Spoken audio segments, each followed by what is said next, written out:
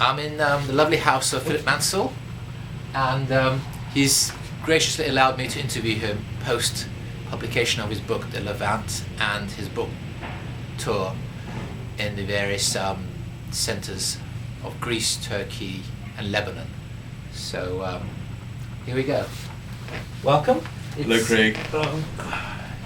I bet you've come back with some amazing impressions of the Levant and these various cities. Yes. Well, it's all on the edge. There's this feeling that great events are about to happen in Beirut and even in Istanbul, that the massive political change is round the corner. It's exciting times for you. Exciting times, yes. In a way, it's going in two directions. Cities and countries that were shut off from the outside world are more in touch, like Libya or Syria or Beirut to a certain extent. And also there's this great fear of instability in Beirut and of increasingly dictatorial government in Turkey. So it could go either way. It could go either way. It is both globalizing and Islamicizing at the same time, Turkey, and to a certain extent Syria and Egypt. Is the work on research in Levant over for you? No, I can't kiss good books goodbye, unfortunately or fortunately, and I'm still absolutely fascinated by the topic. I'm still reading about it and going to interview people about it, like Tom Rees or Marjorie Drakeford. So there could be a future publication, a reprint maybe? That will, I hope, be countless reprints, and I would like to, what would I like to do? I may be writing something on Aleppo about the Beit Hazale, and I have just written a long article about trying to define Levantinism. Okay. Now the book Levant was dealing with frontiers in terms of cities, people, and the success of these cities was based on, in large part, to do with loose control from a central authority. And of course later this all changed. This nation state, which is what we are right now. Do you think nation states are get in the way of good commerce and good relations between different communities? They can do, and nation state is a two-edged sword. It can provide security and protection, and it can also lead to wars and conflicts. I think, of course, the United Kingdom isn't a nation state. It's 4 nations: England, Scotland, Wales, and Northern Ireland. Maybe that makes it stronger. I think it makes it stronger, but it's being attacked from the extreme nationalism of Alex Salmond and the SNP. And I do read a lot of articles about the growing role of cities in people's lives. I recently read an article saying that modern China is really a federation of rival cities, and European mayors are now meeting each other regularly as the city takes on a bigger role in defining who you are. But then it always had a big role. Think of the Phoenician city-states in 2000 BC, or Athenians versus Spartans. I don't want to be too hostile to nationalism. I basically believe it's poison, but of course it's made us what we are, and we as English are highly privileged in that we come from a relatively successful nation state. We don't know what it's like to be without the protection of a government and an army. Multiculturalism was a major element in the Levant. Do you think the multiculturalism as we understand and practice it in the West has parallels? Is it identical, or are there fundamental differences? And this of course leads to dangers in that multiculturalism in the Levant was eventually a failure and was rejected by all 3 cities in different ways. Yes, I think multiculturalism varies from place to place and period to period, but very few people are really monocultural, and the English used to live intellectually in the world of ancient Greece and ancient Rome. Education, you had to have at a certain level Latin or Greek, and this didn't really leave them. And of course, the Bible, which is a completely different culture, really, from 18th century England. These were all part of people's inner lives. And I mean, multiculturalism is just a fact of life. We can't live as if we're in England in the 1950s. It's impossible. And look at our businesses we work for. My publishing firm, John Murray, is part of Hachette. Lots of others are part of American or German conglomerates. That's how it is. The internet is obviously functionally multicultural. But the system can break down.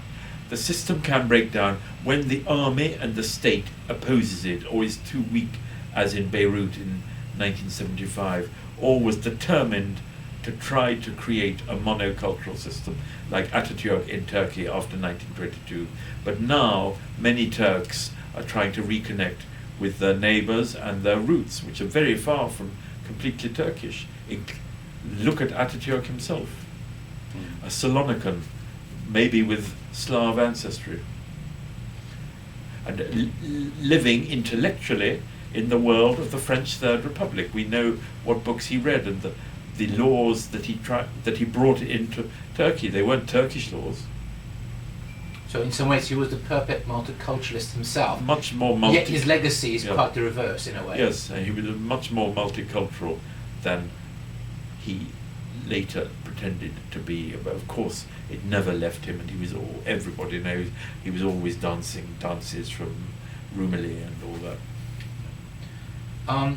Do you think the present populations of Izmir, Alexandria and Beirut realized how important their cities were, and how, had history been different, the East Mediterranean would have been a powerhouse as opposed to the West, maybe? Yeah, I think there's a huge consciousness in Izmir. You know that. The Izmir municipality and Chamber of Commerce are behind it. So the official organs are behind it.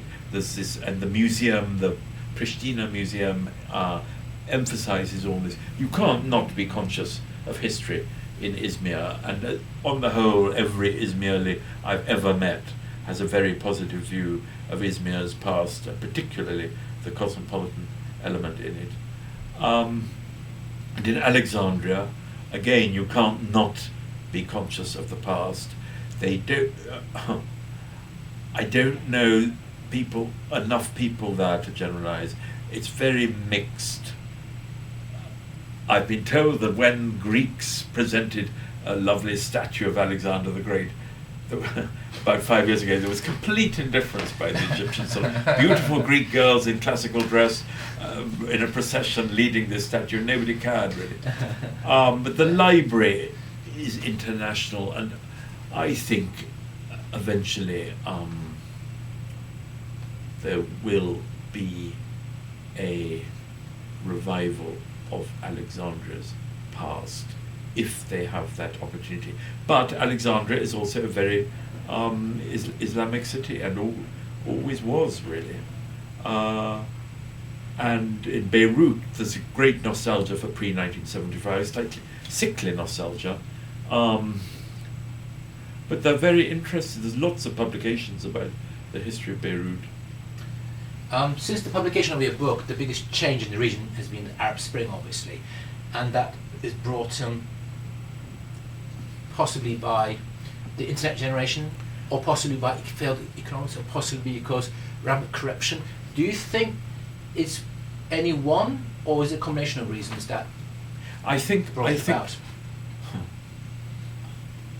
Well, when you look at the photographs of the dyed hair of Gaddafi and Mubarak, you can't believe that these old men lasted so long. And really, people found it too humiliating to be handed over to their sons like a parcel. It was bound to fail. And again in Syria, it's amazing the Assad family business has lasted so long, because they represent only one portion of a very small and not particularly popular minority, the Alawites, who from the mountains near the Mediterranean. So there was bound to be resistance. And what is amazing is that Mubarak and the Assads and Gaddafi founded no institutions and made no attempt to liberalise. People tend to forget that between Turkey, Lebanon, and Egypt, before 1923, only Egypt had a parliament of a sort that functioned. Turkey did. Okay.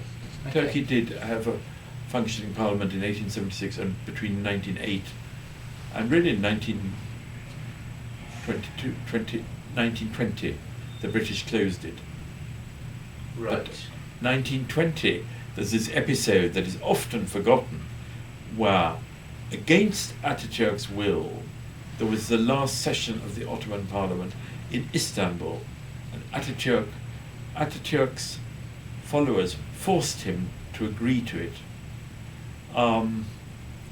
So it shows that in fact then Istanbul was stronger than Ankara, and this parliament was both nationalist and accepting the Sultan, and the British closed it because it was considered too nationalist in March 1920, and sent some of the leaders in their pyjamas on a battleship to Malta, which was not forgotten or forgiven.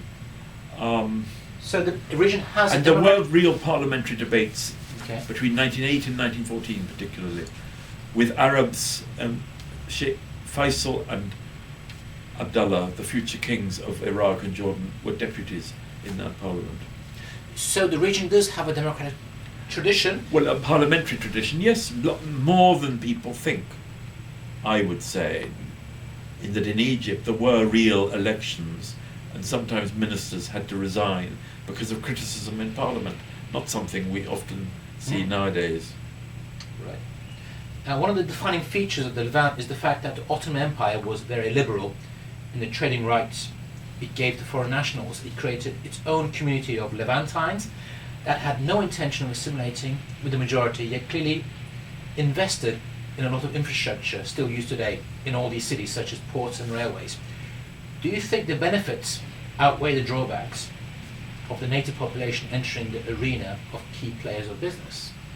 I haven't studied enough the economic history and listened to the debates about benefits and drawbacks. I would say, well, I'm an Englishman living in London, that the benefits did outweigh the drawbacks, but I can perfectly see that there's huge arguments that in fact the foreign businessmen exploited the locals, kept all the business for themselves, kept out any enterprising Muslim businessmen. For example, the Oriental carpet manufacturers seem to be a foreign group doing down Turkish carpet dealers, like the family of Ataturk's wife.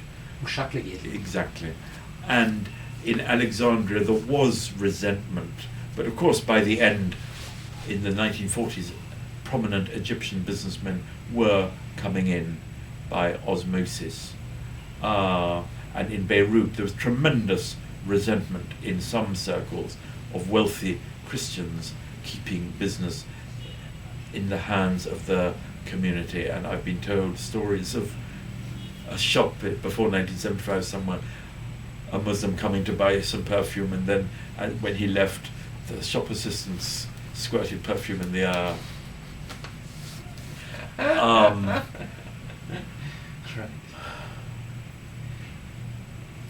We will hear a lot more about this resentment in Syria in the months to come, unfortunately. Okay.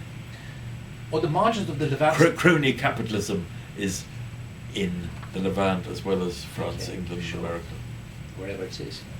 Or the margins of the Levant defined, could we use some of the historical thread to other parts of the once Ottoman realm or ports such as Salonika and Odessa?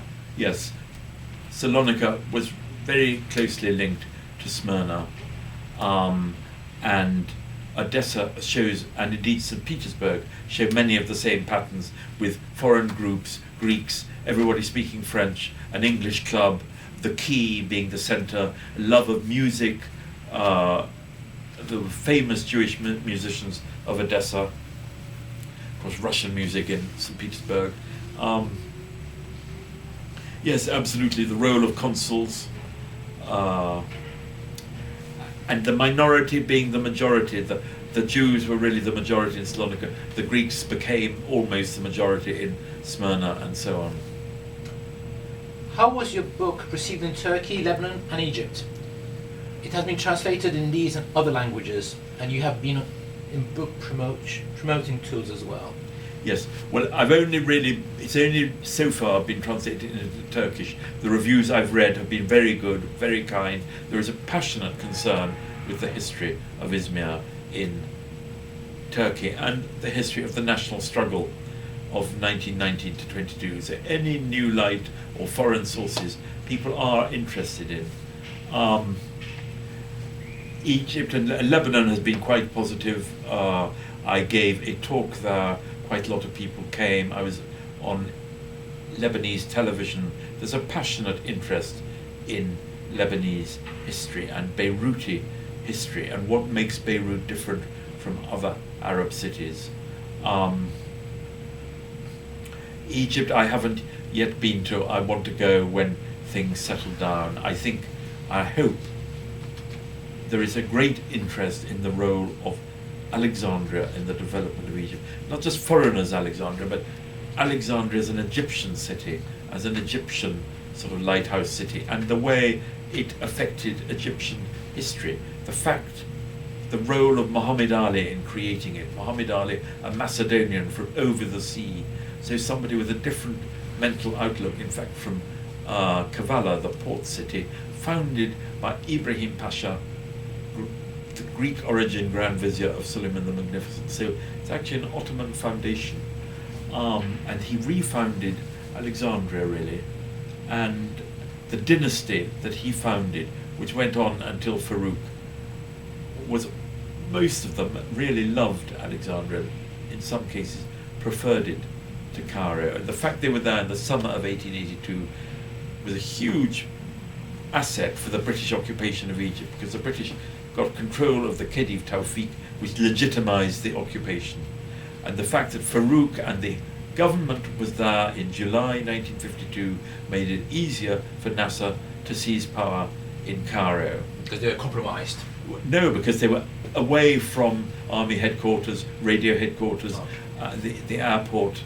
They were enjoying the beaches of Alexandria. Nasser was seizing power.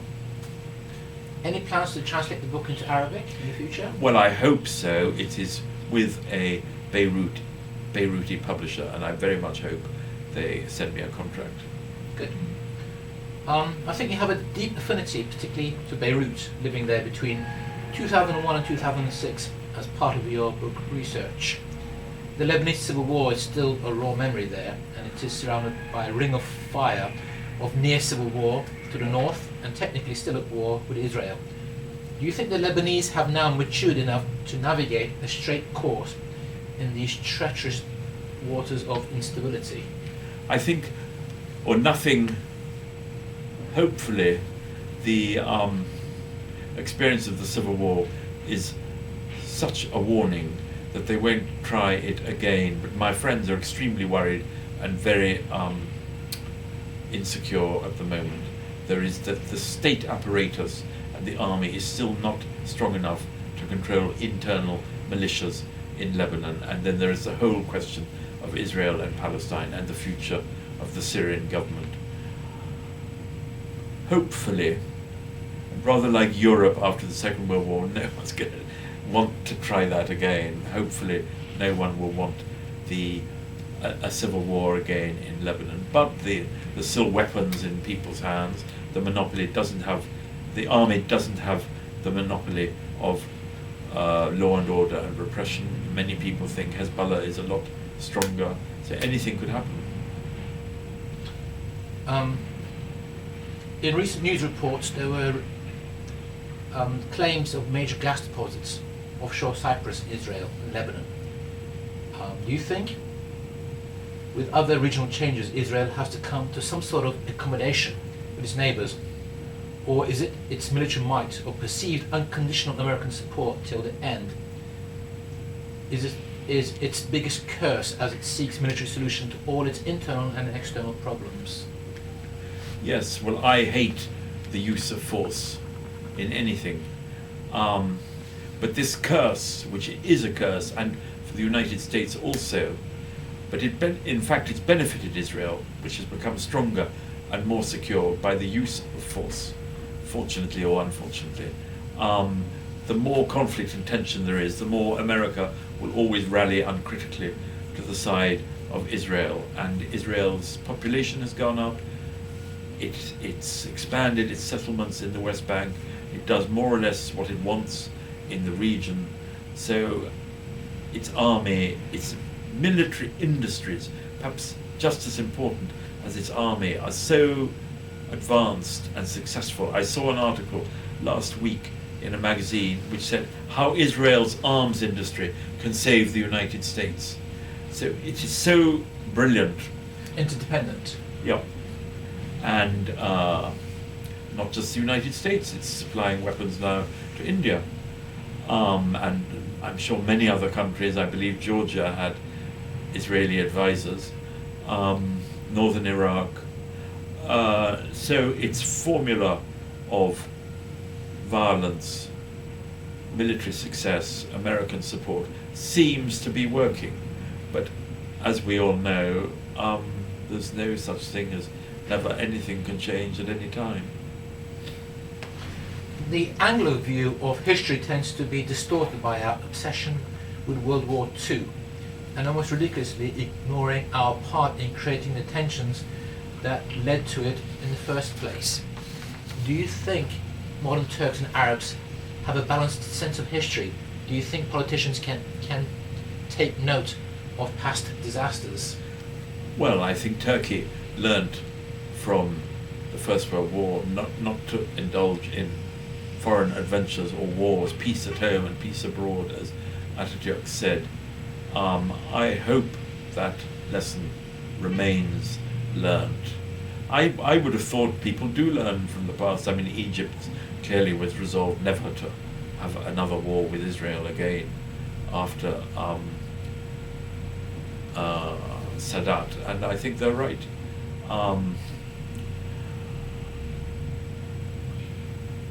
But obviously, the Assad regime hasn't learned from the fall of other dictatorships. What has been the greatest surprise for you since the publication of the book?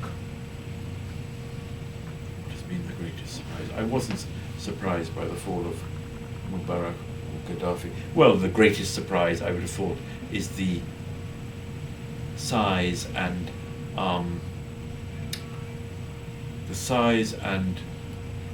of the Salafi vote in Egypt. 30% of people in free elections backing this extremist Islamist group. It's a bit worrying, isn't it? Which believes that Andalusia should be Muslim again, and presumably anywhere which has been Muslim, which includes a quarter of Europe.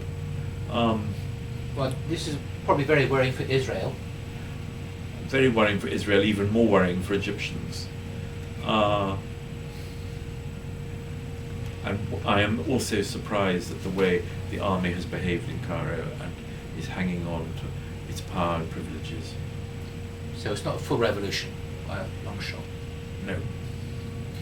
Nasser came from Alexandria, Ataturk from Salonika. Do you see parallels in the vision of these two men who came from some of the most multicultural cities of the time? So is it ironic that both sought to create ethnically homogeneous states? Yes, well, I think both felt slightly excluded in those port cities, and they came from lower middle class backgrounds. And of course, Atatürk was far cleverer than Nasser, and Atatürk won wars, Nasser lost them. Yes, but they are quite similar. But Nasser was pulled down by socialism and the Soviet alliance in a way that Atatürk didn't allow himself to be pulled down. I mean, Atatürk used the Soviet Union and then formed alliances with other powers. And I think Atatürk could build on this great state tradition in Turkey, which wasn't so strong in Egypt. And Nasser's socialization of the economy after 1959 really ruined Egypt. With the convulsions of the recent past, the region seems to be self ethnically cleansing itself. Once again, apparently there are only 7 Jews left in Baghdad, and there is a steady stream of immigration of the ancient Christian populations of Iraq, Egypt, and elsewhere in the Arab world. Do you think this is a tragedy, and should the West do anything to improve the condition of the minorities? Yes, I do think it's a tragedy, a deep impoverishment, as it would be in any country. I don't think there's much the West, and I don't really like the idea of the West, because England, France, Germany, America, we're all very different. But I don't think there's much we can do. And of course people will always prefer the safety of a Western country to being killed in Baghdad or Damascus or Beirut. It's up to those societies themselves to create a decent environment. I don't know what can be done. I've just been in Sweden giving a talk in Uppsala on the Levant, in fact. And of course there's a lot of Arab and Turkish Christians living there, as second generation now. What can be done? It depends on the stability of a country and the attitude of the government and the army to protecting minorities. It's an incredible impoverishment of those countries, and it's an incredible indictment of modernity and the 21st century, that these communities that lived together for many centuries beforehand somehow can't do it now. But it's not just happening in the Middle East. Look at Tibetans in China.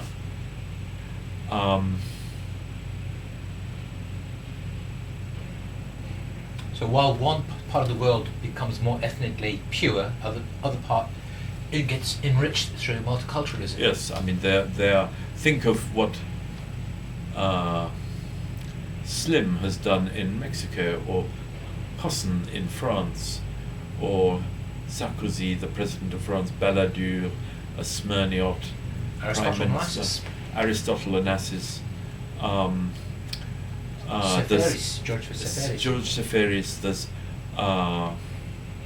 many people from Egypt have enriched England and France. All the Lebanese writers of Paris, like Amin Malouf and André Chedid, and of course the creator of the Mini, what was his name, from Izmir, who said less is more. Oh, the Isigonis. Isigonis, yeah. From a great Anglo-Greek business family of Izmir, wasn't it? Anglo-Greek and German, yeah. Anglo-Greek and German, yeah. In the West, we still seem to be blissfully unaware of the rich literary tradition that emanates from and continues to emanate from the Levant. Can you recommend some books, historical or otherwise, you Yes. recommend? I would recommend the poems of Cavafy first and foremost, and indeed the family letters, which are on the website of Elia, the Museum of the Greeks Abroad in Athens, the Archive of the Greeks Abroad. I would recommend the novels of Amin Malouf, and one of which is called Les Échelles du Levant, and above all his brilliant attack on nationalism called Des Identités Meurtrières. Unfortunately, my Greek is appalling, so I don't know enough about the Greek literature of Smyrna, but I've read some fragments translated of Politis' novel, and I like them very much in the Frank district. And there've been many novels about the Lebanese civil war.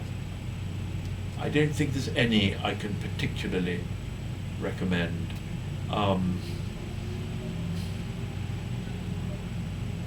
But there's not enough has been published. I would love there to be 1 or 2 diaries published of Beirut or Alexandria, giving a daily view of the city as it unravels. I would also recommend Olivia Manning's The Levant trilogy, much better in my opinion than Lawrence Durrell. You have written a book on the history of Constantinople. Is there a future possibility you will write a book on one of the 3 cities you have dealt with in the Levant book? Well, I might do another book on Beirut maybe one day. I've been asked, it's been suggested to me. And I would love, if I found more sources, a complete modern history of Alexandria is a very good subject, because Alexandria in the Second World War, when Rommel's armies were only 60 kilometers away, has never really been fully studied. And I note, just in the odd things coming out recently, that the British consul suddenly resigned in 1943. I think there were a lot of officials who panicked, as the British governor of Malta in 1942 or 43 suddenly resigned. And the whole history of Alexandria is a sort of paradigm of the modern Middle East. Very modern at some stages, and very religious and traditional at others. And the pendulum seems to be swinging back to the religious Definitely, side now, which is quite ironic, really, that you, in the West, we always see the freedom of people and democracy bringing liberalism. Yes. So maybe we don't understand the Arab world and its dynamics good enough still. But it was when there was universal suffrage in France, the peasants of France voted for Louis Napoleon Bonaparte in 1848, who became a military dictator, and Hitler became leader of Germany because he won most votes.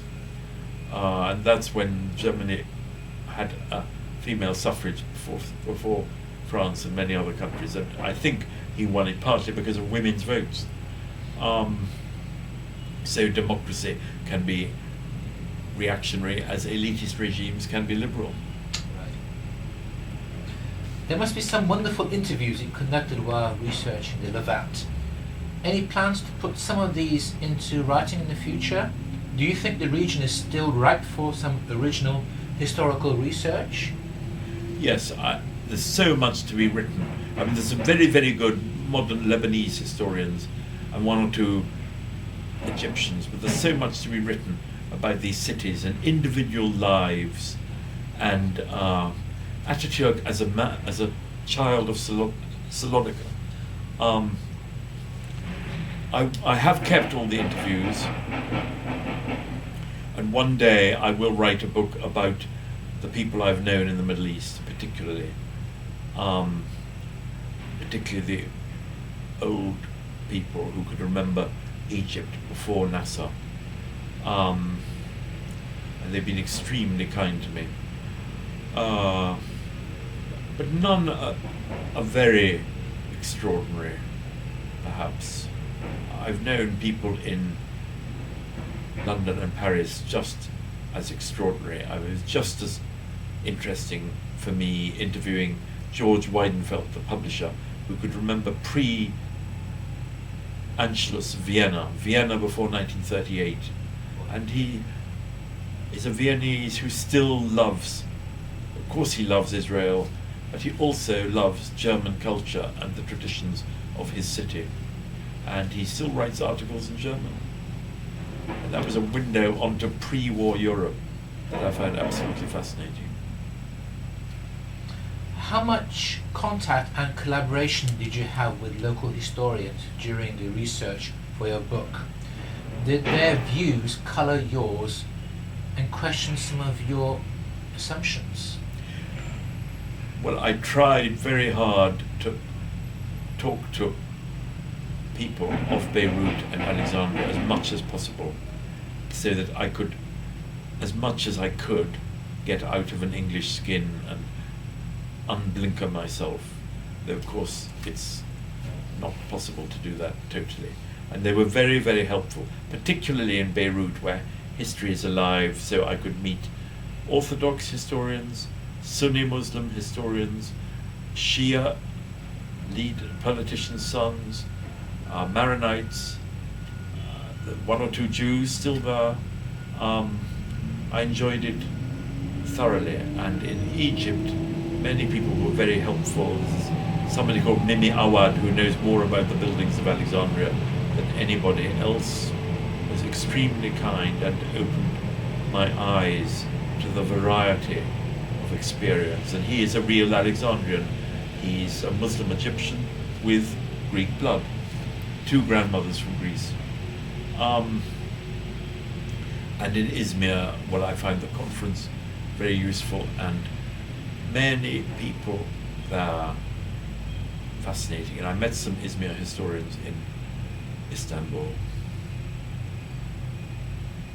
And of course, books and archives give you another point of view, and in many ways the best interviews are just reading an old newspaper, because they have the benefit of no retrospective distortion.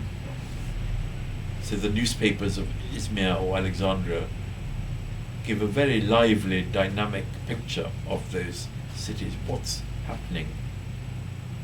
In Alexandria in 1950, the variety of nightclubs that you could go to, and they weren't sort of nightclubs for dancing, they were sort of dinner. They were very respectable, where you took your wife, very, very chic.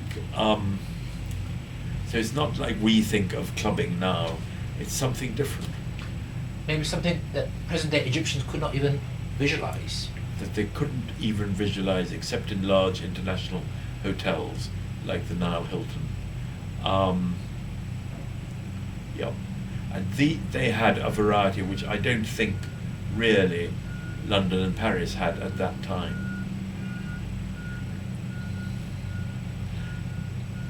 So it is sad that there has been a regression in some ways. A narrowing of horizons, perhaps. Okay. A loss of confidence. And of course,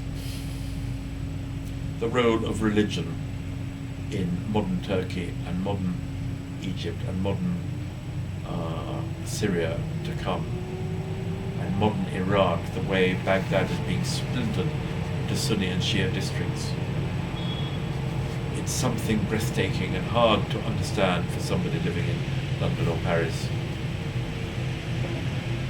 And in many ways, it's the invention of tradition, like so much else.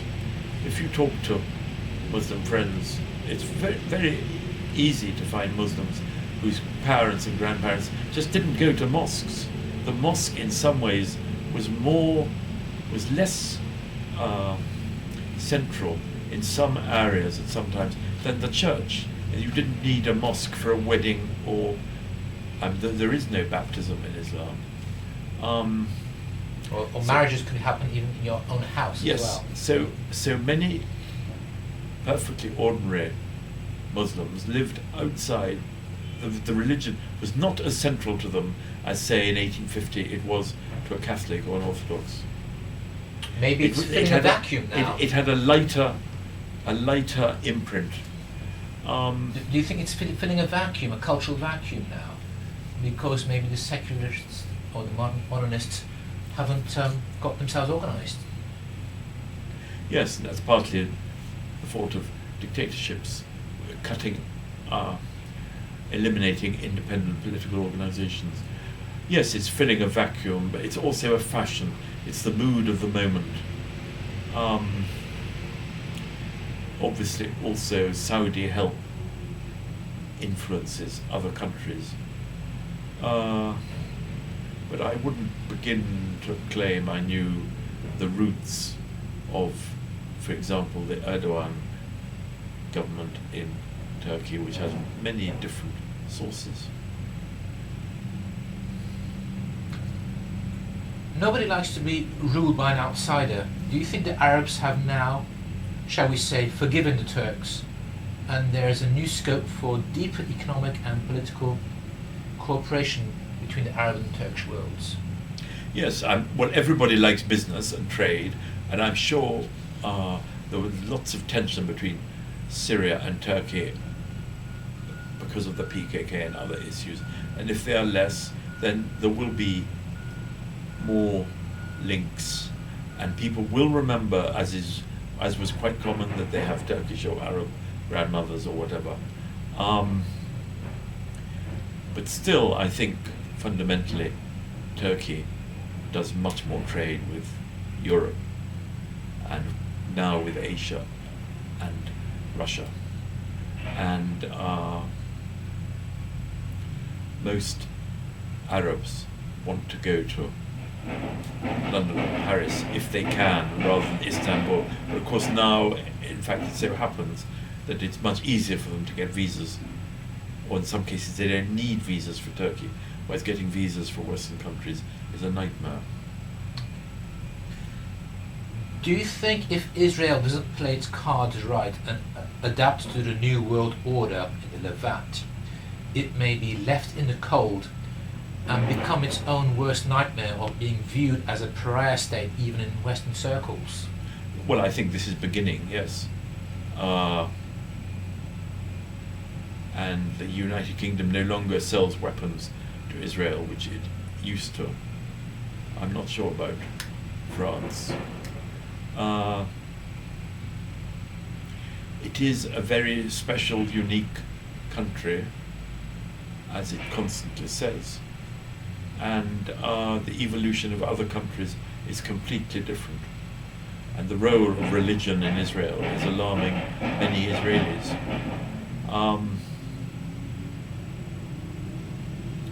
As the role of the army does also.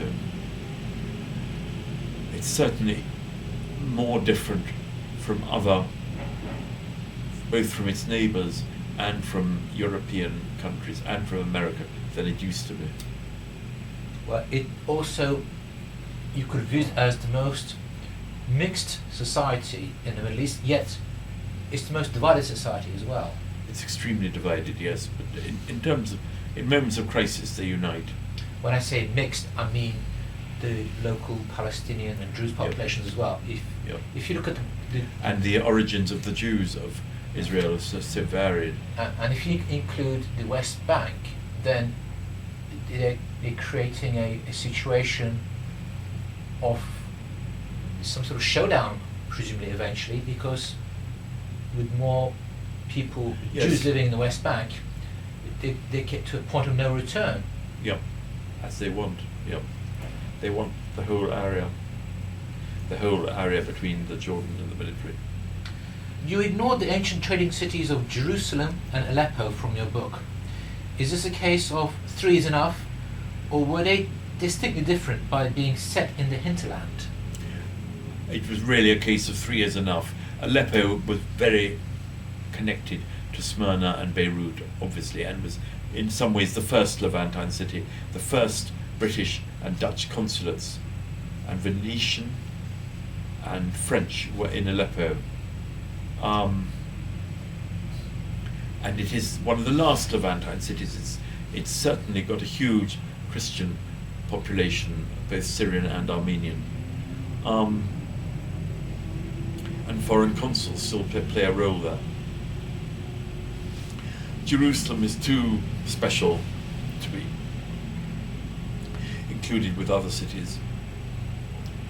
I would have liked to have the space and the time to write more on Aleppo and Odessa and Salonika. And everybody in Turkey said, you must talk about Iskenderun. Well, yes, why not? And I met an old lady who called it a petit Paris. But it was just, there was just no room. The British and French had rather inglorious times of occupation in the Levant. Do you think because of their narrow view of history at the time, they were out of their depth and it was a disaster waiting to happen, having to leave in a hurry at the end?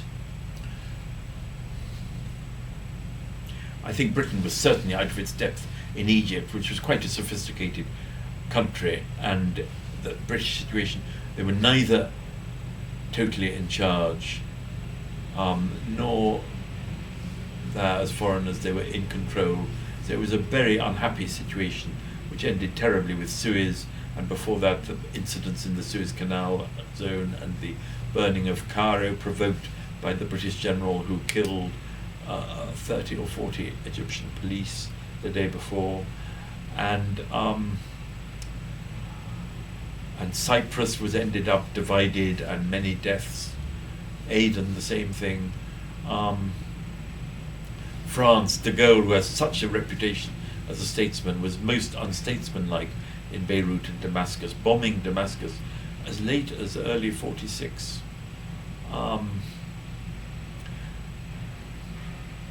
I think there was something in some British and French official minds that made them particularly arrogant and overdramatic and overheated in the Middle East.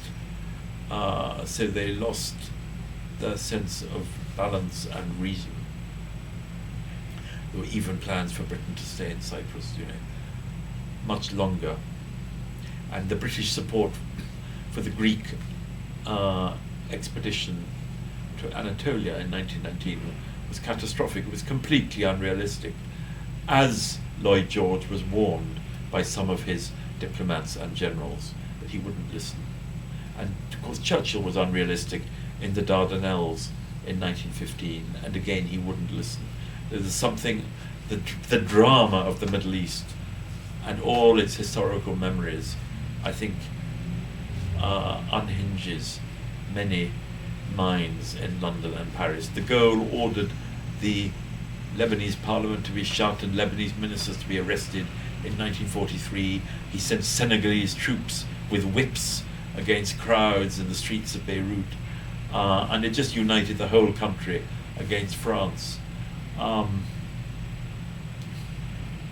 in the long term, British and the They French were lost their own prestige, West enemies, yes. and Yep. they didn't encourage democratic institutions. Well, they did sometimes, but not at others. There's a new book on the Mediterranean by Robert Holland, and he says British power was most successful when it was most subtle and least imposing. I think that's about right. Working through local governments in Transjordan or the Gulf was more successful and certainly cheaper. In 1898, Kaiser Wilhelm II of Germany came to Beirut and was received like a king. This was when he was traveling between Constantinople and Damascus, and he declared his support for the Muslim populations, and looks like the local population accepted this promise.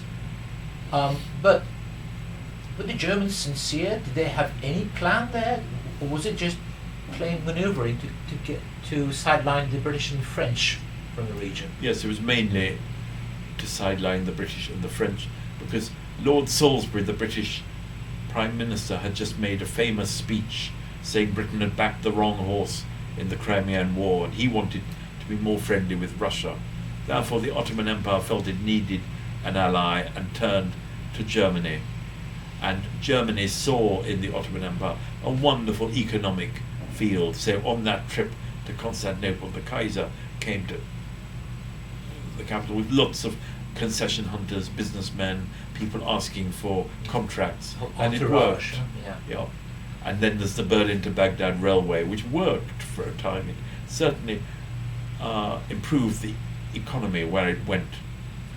So I suppose the Germans were no worse than the French or the British in terms of duplicity and predatory capitalism? No, they were much of a muchness. Perhaps less condescending and hysterical than some British and French, but they were all vultures hovering around what appeared to be the corpse of the Ottoman Empire. How about the Russians? The Russians had a big interest in Jerusalem particularly. Yes. Were they also out to get what they could get from their distant domain, shall we say? Yes, certainly, and they funded a lot of Orthodox schools through wherever there were Greek Orthodox, and they were quite jealous of Greece, and they wanted Constantinople, or some Russians, a lot of Russians, even in the government, said Constantinople wasn't worth it, and Balkan wars weren't worth it, they didn't do Russia any good. And they realized when they got to Constantinople in 1878 that actually an awful lot of Bulgarian and Turkish farmers were far better off than Russians were.